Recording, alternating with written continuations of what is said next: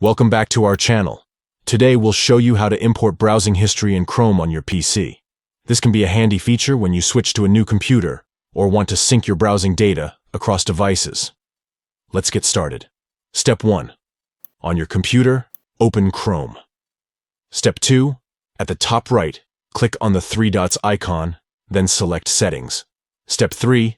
In the Settings menu, click on You and Google. Step 4. Now click on Import Bookmarks and Settings. Step 5. Click on the box next to Browsing History to turn it blue. Step 6. Next, click on Import. Step 7. Once the import process is complete, click Done. And that's it. You have successfully imported your browsing history in Chrome on your PC. Remember, this feature allows you to seamlessly transfer your browsing history and continue where you left off.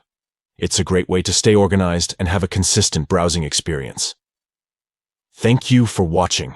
If you found this tutorial helpful, don't forget to give this video a thumbs up and subscribe to our channel for more useful tips and tutorials. Until next time.